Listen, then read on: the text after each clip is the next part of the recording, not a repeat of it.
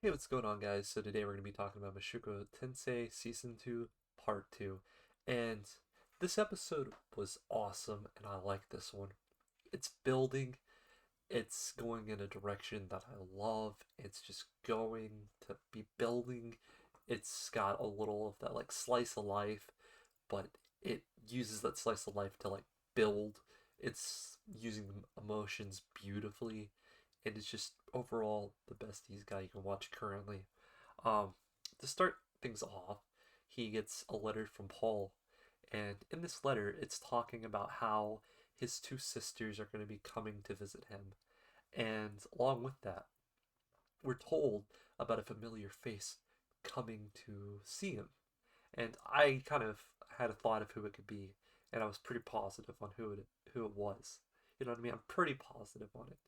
Uh, to go from there, uh, we're doing those circle experiments with Nashi, and I guess she goes by Silent as well in like the her like role play in the world. So she's doing this one new circle, and Ruris goes to like light it up, and it shorts out and it just basically blows up.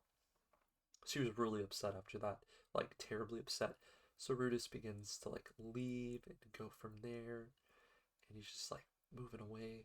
But all at once, she's taking it pretty well. She knows how to take these, because we're given like this mature character, but no, she just starts crying and throwing things, and just like being violent. So Rudis comes there and to calm her down, and all at once she just kind of like passes out. So Zamba, he has to carry her and take her to Rudis's house, and yeah, once she's there, it's like they're trying to get her to feel better. And, after talking about it, Sylvie's there and, she goes to check on her and stuff. What she brings back is a dagger, like she was going to take her life. So emotionally, things like this, guys. She doesn't want to be in this world. She didn't pick to be in this world. She just wants to leave it. Um, she's basically stopped doing everything, including eating, everything, because her mind is not in this world. She doesn't want to be anywhere near it.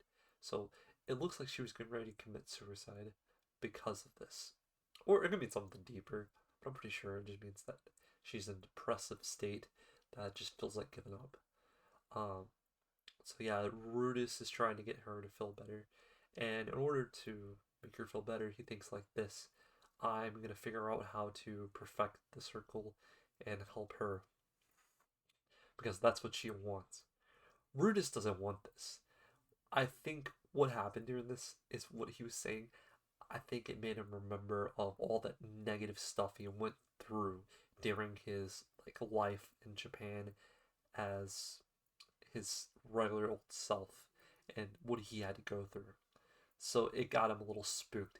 So he may have shorted it out on purpose, but I think it was a failure to begin with, no matter what. Uh, really great though, emotional aspect. So every Cliff is being asked by Rudis asks Cliff how he should perfect this circle, and Sonoba is basically like he's actually smart. He's referring from the robot on how he could fix the circle as well, and they then began to look at the arm of the robot, and they're just talking about how smart the person was that made the robot because of the circles that they actually use to make it. So it's like a layer of circles that all connect, and I guess that's the whole idea of this transportation, summoning magic or whatever. And yeah, that's what we kind of get from that.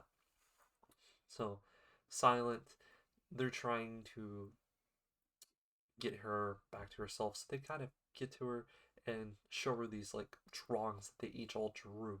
And she gets an idea from this. And they spend nights and nights and nights trying to perfect it. Everyone, literally everyone in that little tight knit group are trying to help her. I don't think Sylvie was there. That's the only person that wasn't there.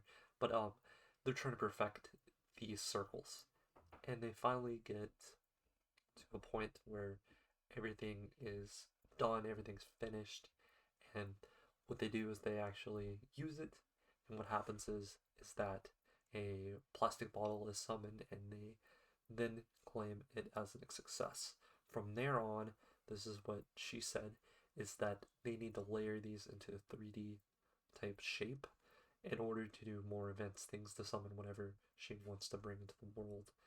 And after that, she treats them and they go to drink and have some fun.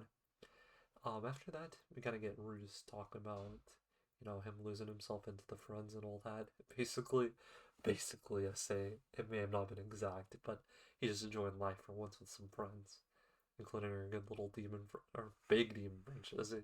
He's a fun guy though. So it goes to end credits. After that, I kind of had this thought in the back of my mind that it has to happen this episode. Um, Sylvie and him are bringing back groceries, I believe, back to the home, and they hear knocks coming in the distance of their home, and we get to see it's his two sisters. And we already know that one of his sisters likes him more than the other. It's because one grew up being very, attached to him, very loving towards him. The mother's grateful for him. And she's also the maid of the Rudis, or the Grey Rat family, should I say. The Grey Rat family, not the Rudis. I don't know what I'm talking about. But the Grey Rat family. So that kind of specifically tells you. So, and Rudis is actually a really great brother. He might not have been the greatest, in the world, but he was pretty good. I guess the other one doesn't really partake him because he wasn't there. He was there for the other one. So that kind of is the reason why. So if we rewind it, eventually we'll talk about that. Eventually I probably will go back because his anime is so great and such an amazing guy. But anyway, we get to see the person. I already knew who this was just from the talk of him. It was Rajard. It had to be our boy. You know, he was the man that brought him here. He guided them. He was the scary guy everyone thought. But Brutus and Eris befriended this man, and he is single handedly one of the greatest Isekai characters because he's just embodiment of greatness. He's wise, he's heroic, he seems to be very, you know what I mean, barbaric in a way. Not really, but sorta. I just like his character. He's a great character, and I was happy. I was very happy. I teared up a little bit because I'm like, that's our boy. Anyway, guys, make sure you go and check out Mushoku Tensei. This current season has been very good so far, and I gotta say, it's like positive 8.5 for me, 8.6 actually for me. I just love it, and I think people would crucifix me for saying that, but this is one of the best easy guys you can watch. I don't care. This is easier to get into than the time I reincarnated as a slime. It's got so much great stuff going for it. The time that I reincarnated as a slime, it has a lot of characters, but you know, you can get attached to them, but do you really always feel them? I feel like they both have systems and developments that are trying to, you know what I mean? I guess go above and beyond of what Isekai is. At the end of the day, someone reincarnates and they're overpowered. That's an Isekai. Anyway, guys, tell me what your thoughts are on Mushoku Tensei, and is this the Isekai of the season? I think it's absolutely the Isekai of the season. Nothing will take it out. Nothing will be better. I don't think right now, currently running. I just don't see it. Anyway, guys, I hope you stay safe and peace.